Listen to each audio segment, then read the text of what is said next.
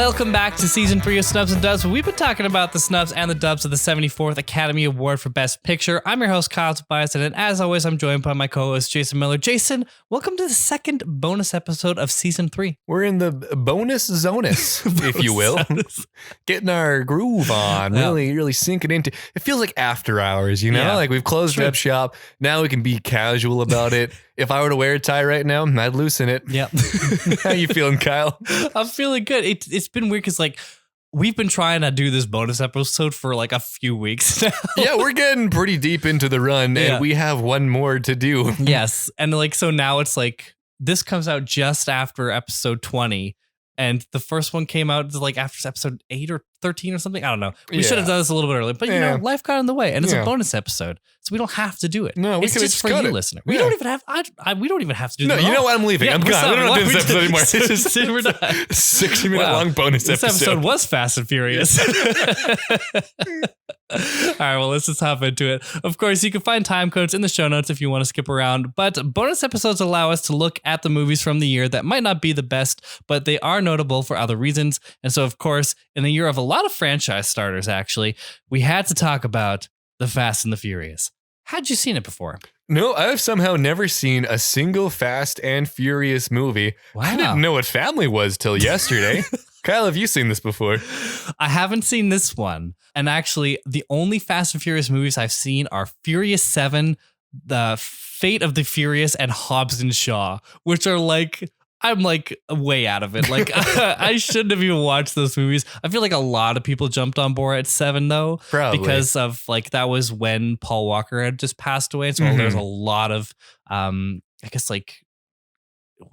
not urgency, but a lot of reason to go. Yeah. Sentimentality. Yeah, that's it. That's exactly what I'm looking for. And so, yeah, of course I went and checked that out. And I've been interested to watch this whole series, but I've just not ever done it. And so I was very excited that this was one that we could cover because I've definitely, this is something I've wanted to do.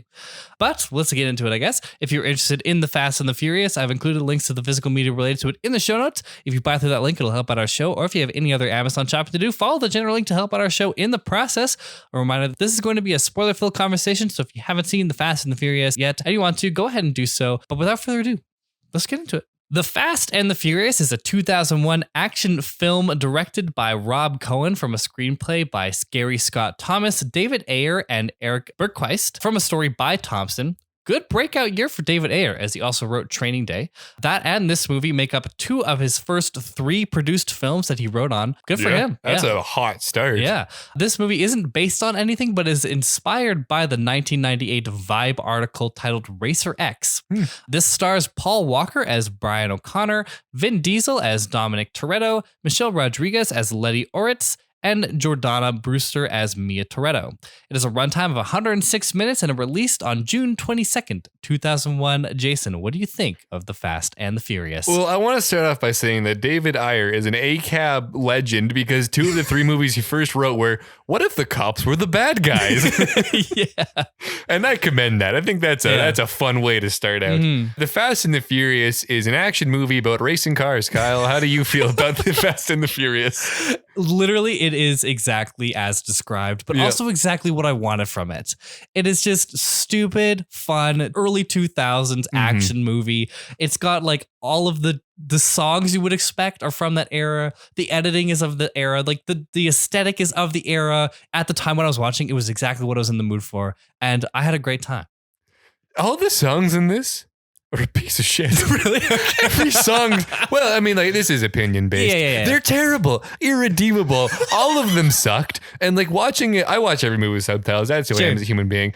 The only thing worse than listening to the music was also reading the words of the lyrics because they all suck. They're all bad. All these songs made the movie worse. Yeah. But don't get me wrong. I'm not going to leave and listen to these songs, but it does place it in the era. And it is, I think, the perfect sort of audio companion to this type of movie. This felt like an enema for my ears. I hated these. But yeah, Moulin Rouge was a good thing for your ears? Jesus Christ. Fun, welcome, good-natured, all-American, great old time. Oh wait, no, it's French. Well, do you want to get into the plot quickly? Sure. Actually, did something kind of interesting and different and cool and fun. Have you heard of Chat GPT? I have. I listened to this one podcast called Trash Future where they wrote the intro using that chat. Yeah. And this is a complete aside, but every time they tried to rewrite the chat bot to give it more like concrete instructions on what to do, it kept making up a mascot for them and they couldn't stop it from doing that. So I have a fun-filled adventure into that, but I'm sure somewhere in the back end it's going to enslave us all. But Kyle, that's what I know about it. Yeah. So if the listeners don't know, it's an AI chat where you can basically put in a prompt and it'll just do what you ask it, essentially to a degree. Like it can't connect to the internet, but it does have like a large database of knowledge that it can pull from. So in this case, since the Wikipedia plot was way too long for a bonus episode, I prompted it with compress this plot summary for The Fast and the Furious into just 3 paragraphs. And then I pasted the Wikipedia plot summary into it and press enter. What's even cooler is if you didn't even have the existing plot summary, you could just ask it for a plot summary of The Fast and the Furious, and it'll give you like 1 paragraph, and then you can ask it to continue to expand. I'd be so curious what it put out with that. Yeah. And so I found it was a pretty good plot when I gave it the prompt. And I also found that when I gave it the Wikipedia plot, it was a little bit more consistent than when I just asked for it. So anyways, this is the plot from Wikipedia / the AI chat GPT. So I'm going to give this a quick read here. The Fast and the Furious is a story about a heist crew that steals electronic goods from a truck on a deserted highway. In response, a joint LAPD and FBI task force sends undercover officer Brian O'Connor to investigate. He begins his investigation at Toretto's Market and meets Mia, sister of infamous street racer Dominic Toretto. After attending an illegal street race, Brian is forced to bet his car in a race against Dom and loses. However, the LAPD arrives before Dominic can take the car and Brian helps him escape. Brian is eventually able to link Dominic's rival, Johnny Tran, to the truck hijackings. Tran and his cousin Lance are arrested, but the electronics are proved to have been purchased legally, forcing Brian to confront his suspicion that Dominic is the true mastermind. He is given 36 hours to find the heist crew and attends race wars to investigate. There, Jesse wagers his father's car against Tran and loses, causing a fight between Tran and Dom. Brian reveals his true identity to Mia and they help him find the heist crew. The crew performs the final heist, but Vince is shot and Letty is run off the road. Brian and Mia save Vince and reveal Brian's identity, causing the crew to flee before the authorities arrive. Later, Tran and Lance perform a drive-by shooting, killing Jesse. Brian and Dom give chase and kill Tran, but Dominic crashes his car. Instead of arresting him, Brian gives him the keys to his car, ending the film in a draw. But yeah, that's Fast and Furious. Yeah. I'm going to use that for every plot summary now. I'm very impressed by that, honestly. It was so efficient. Yeah. And it was quick too. So I'm definitely, I wish it gave us a mascot though. Yeah. We got to ask it to write us an intro. Then it'll give us one. Sure. All right. So what do you think of Fast and Furious? It's good. This is a movie about dudes having testosterone for like just north of an hour and a half. Yeah. I don't know if I like it. Yeah, that's fair. It doesn't need to be that long. Everything that they do in this, first of all, how on earth did the Wikipedia plot be longer than 3 paragraphs? I don't know if 3 paragraphs of stuff happened. Yeah, well, that was what surprised me too. I was actually kind of impressed with how long it was. Like it didn't need to be. It didn't need to be more than 90 minutes. No. That's for sure. Like this movie is easily just like a 90-minute race fest, but like. It just is a little bit overstuffed, but honestly, I found that I was on board for all of it. And like, it's dumb. Like, it's not if you're looking for an intellectual drama, no. Like, you're not here for that. Like, this is just men, testosterone, racing cars, a lot of half-naked women, and a lot of emotions and rivalries and energy. And like, if that's what you're in for, then like, if you're up for that, then like, this is exactly what you want. But you're also... It could also leave you with a lot to be desired because it's not very substantial. I will say the actors play it perfectly. They're so overly dramatic in just the right way that they nail it. Yeah. I just think it's a messy screenplay. And one unforgivable thing is the last like scene where the crew is trying to rob the semi truck. Yeah. There's no score and it's just weirdly quiet.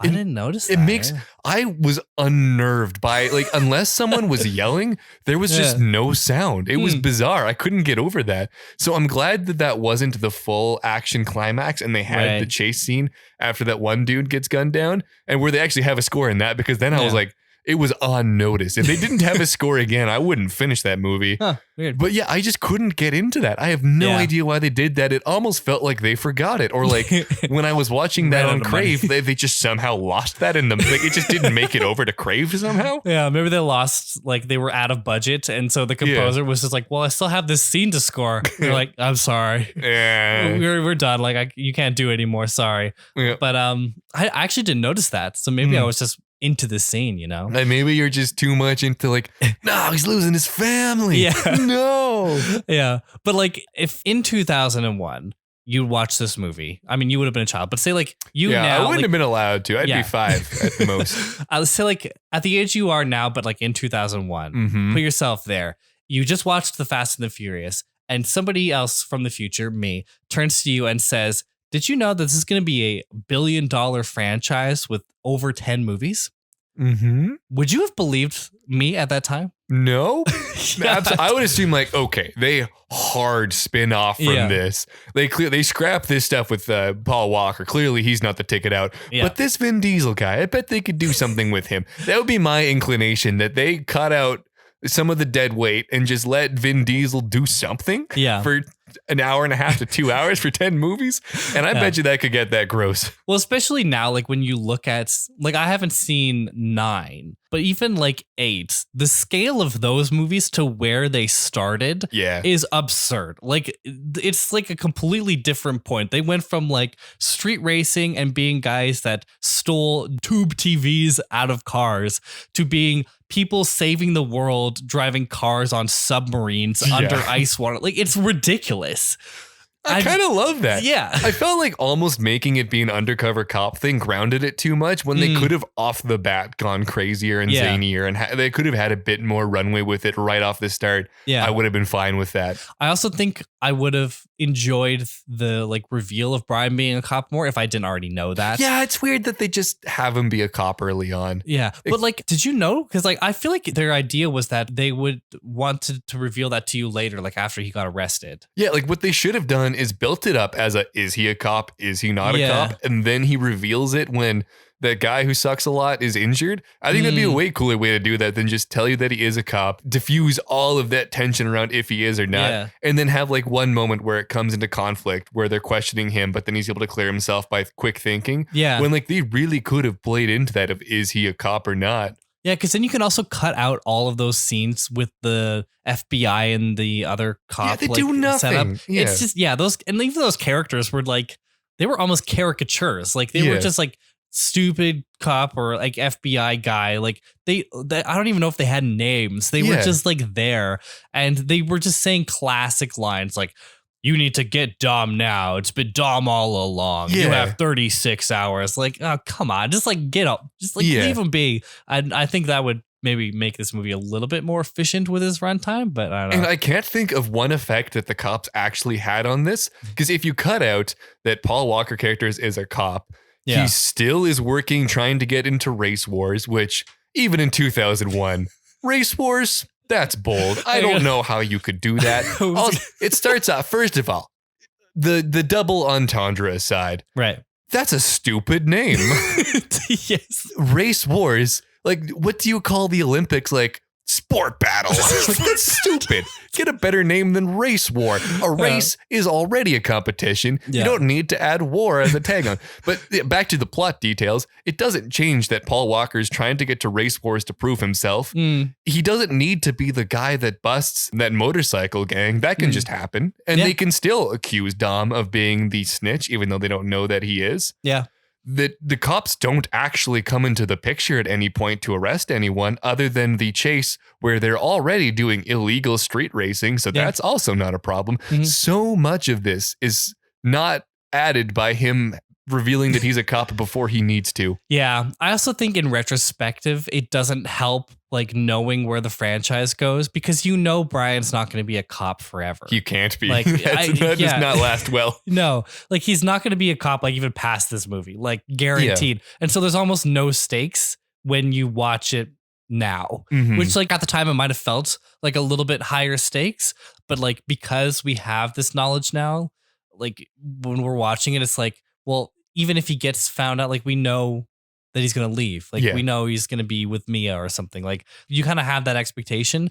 And so like, even though I had that expectation, I could still like sit there and enjoy. But I feel like if I was watching this completely blind for the first time with no prior expectations of anything in the franchise, then I might have had an even better time. Yeah. Because those reveals might have been a bit better. Like you reveal Brian's a cop, and then there's also the will they, won't they of will he arrest Dom or will he like family or whatever the fucking the story is. And so that might have been more interesting if, you know, we didn't know. And that's one of the like downsides to retrospective in just in general. But I think it especially hurt this movie being such a big franchise. Like even removed from the fact that we know that this cop storyline's unsustainable. Yeah. This movie needed to be a 90-minute movie and you have 10 minutes of footage that doesn't further the plot. Yeah. How do you not cut that? Yeah. I did find that the race scenes and the action scenes were pretty good though. Like you can see where they build from that because it's a solid base. Yeah. And like there was some of the racing scenes where they're just like going in a straight line. I'm like, okay, they're just racing in a straight line. But like the action scenes, especially the heist scenes, like those were really well done. But also I was looking at Brian in the scene at the end, and there's obvious scenes where it's his stunt double. Like it's so obvious. He's like in focus. Like it's wacky. Like they do their best, but like his hairline is different. Like it's higher. And so like one scene he'll have like his normal hairline, and then the next scene is like some guy with this massive forehead.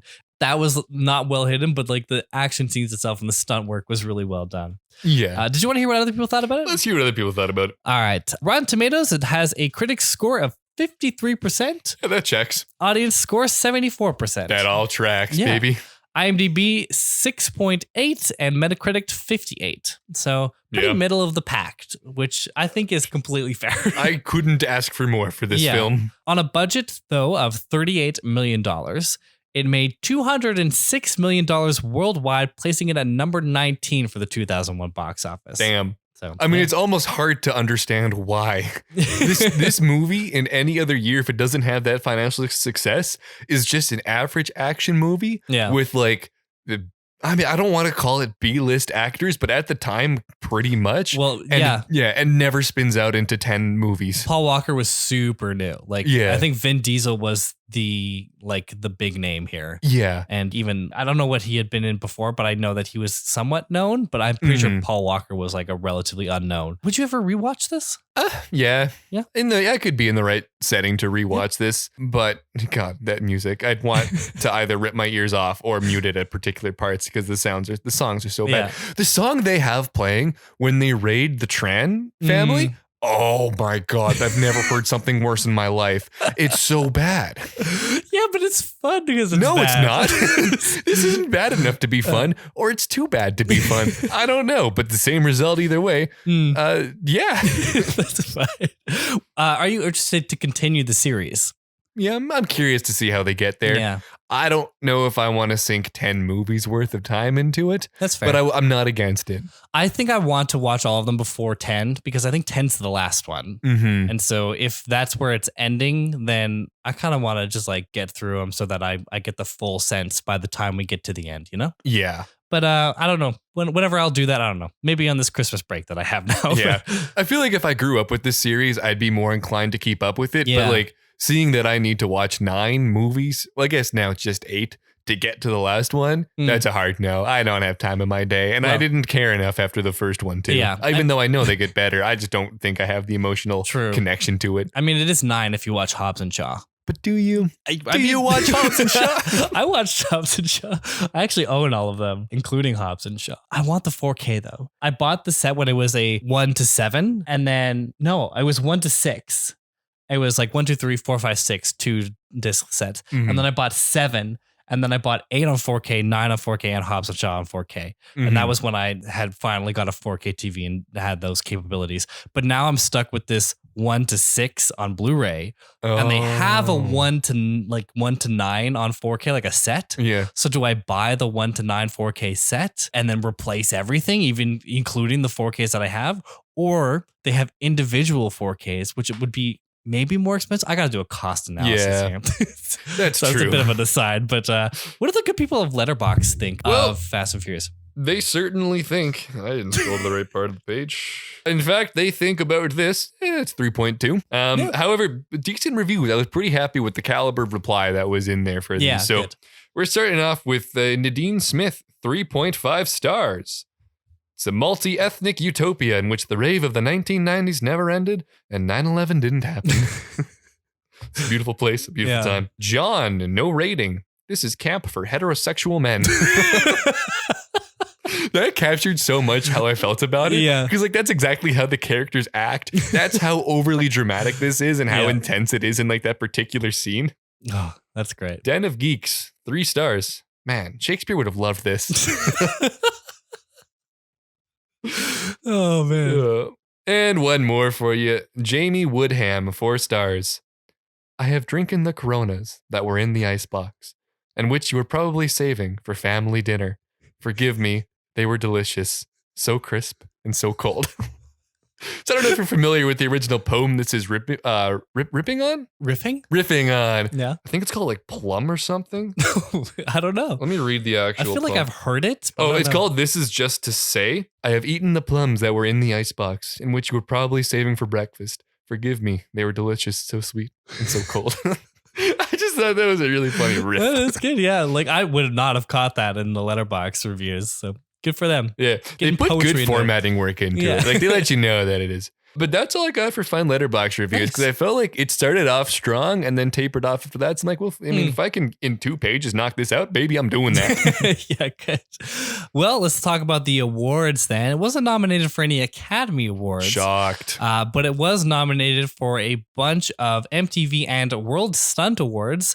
In fact, it was nominated for 5 MTV Movie Awards and won 1. It was actually nominated for the Best Movie Award, Best Male Performer for Vin Diesel, Breakthrough Male Performance for Paul Walker, Best On-Screen Team for Vin and Paul, and Best Action Sequence, which was the final race. It won Best On-Screen Team for Vin Diesel and Paul Walker. I feel like the final race wasn't even the best action sequence in the movie. Yeah. That's a weird one to nominate. Like the one where they're going across the train track? Yeah. Yeah, you're right. It was it's just weird slow-mos. Like there's true. 2 better action scenes within 30 minutes of that. Yeah. And it was nominated for 7 World Stunt Awards and won 5. The 5 that it won were Best Driving for the truck hijacking scene, Best Work with a Vehicle when the stunt performer transfers from the sports car to the semi-truck, Best Stunt by a Woman for the truck hijacking, Best Stunt by a Man for the semi-truck mid-air 360, and Best Stunt Coordinator. So yeah, I feel like that's where a lot of the craft went in. Yeah, and this movie deserves the cred for that too. Yeah. And I've always said, we'll say this every year, I think this should be a Oscar category. Best stunt work or best stunt performances or best. I think I just combine it into one because then you get the coordinator and the performers. And or I guess you could separate best stunt performance and best stunt coordination. I don't know. I feel like that would get a bit of a draw though because then you're nominating movies that, especially when the Academy's trying to get more engagement with it. Why would you not go for more spectacle? Anyways. Yeah. We'll rant about that every year. Until they do it, and then we won't. All right, we'll finish off with interesting facts here. This was hilarious, and I read this before I watched the movie. Neither Michelle Rodriguez nor Jordana Brewster, which is Mia and Letty, had driver's license or even learner's permits before the production of the film. And I noticed this because you never see Letty actually driving. You see her behind the wheel, but you never see her like moving in a vehicle. Like every time you see her moving in a vehicle, it's always in those shots where you can tell it's like probably green screened around her. Yeah. I mean, that's kind of silly. What? It's funny that wasn't a requirement to be in the movie. Yeah. Whatever. Paul Walker and Matt Schultz carefully choreographed the fight scene outside the grocery store, but when it came time to shoot, it didn't feel right. In the end, they just improvised. I mean, that's kind of fun. Yeah. It shouldn't feel like a good fight. Like it's supposed to be 2 dudes who just like, this has the feeling that like every day they show up to fight each other. So it should just be a grapple mess in the street. It shouldn't be actually that cool. Yeah, which I think it was pretty effective. I would have not even known if it was not choreographed. During the race wars, real life drivers brought their cars to participate in the huge scene. Overall, there were over 1,500 cars at race wars. That's really cool. Yeah. That name sucks. I know. We'll get there. A better name we'll than get that. there. We'll get there. I was hoping you would either bring it up because I was going to bring it up later because I got a fact about that. Filmmakers asked owners of houses in the background to repaint their houses with more muted colors to show off the more beautiful colors of the cars. Did they at least pay to have that done for these people? Probably. I don't know. I hope so. Yeah, I hope so too. There was a lot of facts that were about people that were like almost cast in these roles. This was the most interesting one though. Natalie Portman, Sarah Michelle Gellar, Kristen Dunst, and Jessica Biel auditioned for the role of Mia. Damn. So I think they chose the right one. Yeah, I'm really happy with their call. Yeah, I couldn't imagine. Natalie Portman would have been really young too. Yeah. And so would, Sarah Michelle Gellar would have probably been around that. Yeah, I don't know. You would know Sarah Michelle Gellar when you see her. Do you know Buffy the Vampire Slayer? Yes. Okay, that's her. Okay, yeah. I recognize the names, couldn't place her. This is the fact that is related to Race Wars anyways. Working titles for the film included Racer X, Redline, and Race Wars. No, that wasn't going to be the name of the movie. It was not. considered. Could you imagine this franchise still existing? Oh my God. With the title Race Wars? No, but so first of all, they thought about doing this. Okay, that's terrible, but whatever. Someone was still so attached to it that they kept it. What this deserved was a giant red X saying, no, you can't do this. Don't do this. You can't. No.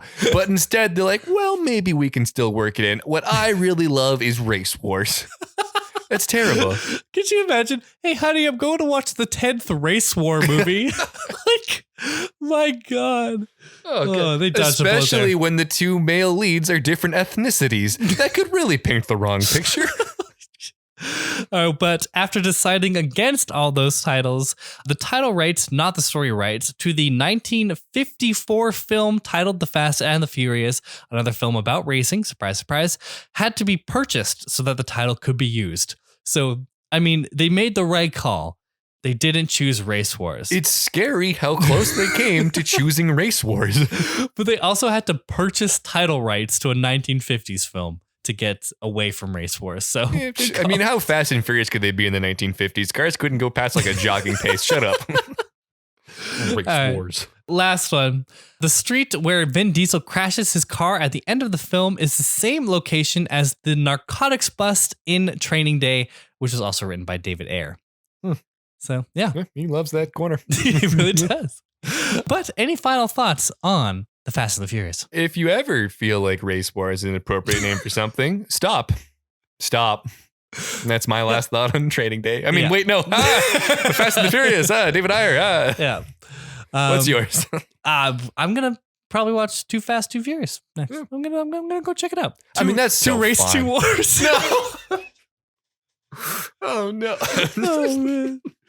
Anyways, I want to thank you all for listening to the second bonus episode of season 3. Sorry, it's been a little bit later than usual. As always, you can find us everywhere on social media at Snubs and Dubs. That's on Instagram, Twitter, Facebook, Letterboxd, etc. We're also on Good Pod, so make sure to check us out there and join our official Discord. We'd love to hear your guys' thoughts on Race Wars or on Fast and Furious. Or on this episode. So please send us a tweet or a message with a question, recommendation, or anything else. I'm also at Kyle Tobias on Twitter. And Jason's at Windy_Mills. Of course, all of those.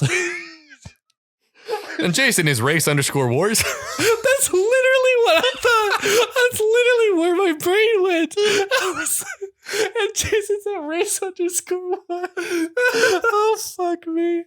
That's so good. It's so bad, but it's so good. Fuck, it's so bad. Anyways, of course, all of those links will be in the show notes. Make sure to leave a 5-star review, share the show to everyone you know, and check back on Monday where we're kicking off 2023 with The Man Who Wasn't There. And yes, that's a movie. We're not talking about my dad. You can also look forward to the final bonus episode of the season just before the season 3 finale. But for now, thanks for listening. That's a wrap. Bye. Bye to the next Race War.